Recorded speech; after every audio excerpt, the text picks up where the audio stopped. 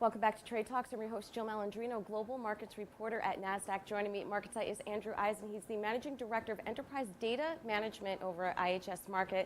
Andrew, thanks very much for joining us today. This is an interesting conversation because we're going to talk about the value of alternative data for the buy side. But before we get into that, explain to us what this broader concept of alternative data is and who can use it.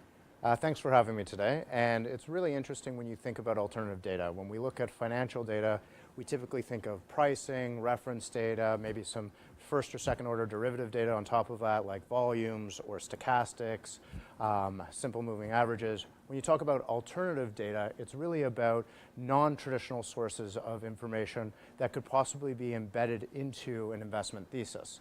So you look at commodity data, but not the pricing, the physical location of the commodities. You look at oil production data, who's producing what chemicals in what areas. You look at logistics information or maritime and trade data to see what kind of trends in shipping and logistics can have an impact on the underlying supply chain of these typical companies we look at. All right, so would you say those are like the necessary components of alternative data? What separates it from fundamental analysis, for example? If you look at fundamental analysis, a lot of the data goes directly into the supply chain or into the company's results. If you look at alternative data, a lot of it is not necessarily directly, but a second or third order derivative of that. So take Twitter analysis or sentiment analysis in the big data conversation. You hear a lot of conversation about how people talking about your products online can impact your results in the retail space 3 months from now, 3 days from now, or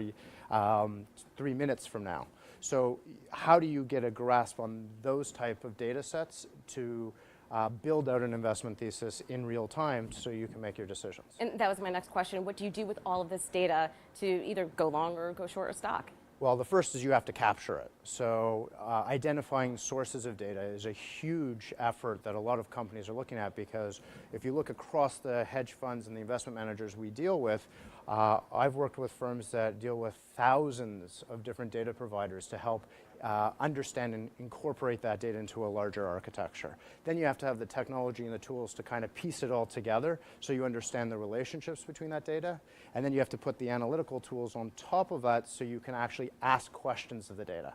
So you'll have a hypothesis that may involve trends in shipping and the impact on commodity prices or oil prices that may directly impact your long or short positions in one of the oil majors.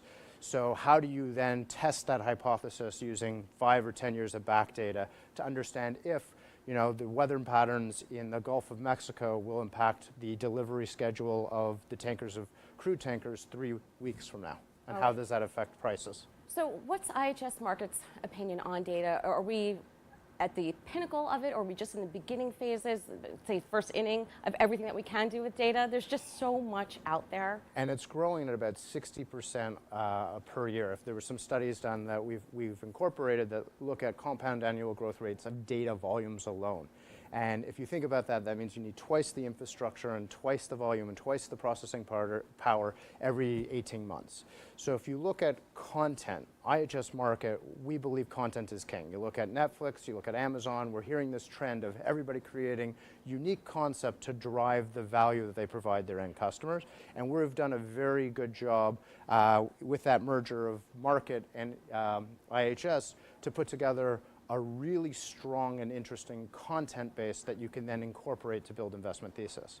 The next level is the technology to piece it together. So you look at tools to help integrate the data, normalize it, and create those relationships, which then empower the buy side to incorporate that into their decision-making process. And then ultimately, you look at visualization tools and packaging to make it easy to understand for the consumers, the portfolio managers, the traders, and the like. All right, well, thank you very much for sharing all of that wealth of information. It's almost like the Amazon for the buy side. Very much along those lines. All right, well, thank you very much, and thank you for joining me. I'm Jill Malandrino, Global Markets Reporter at Nasdaq.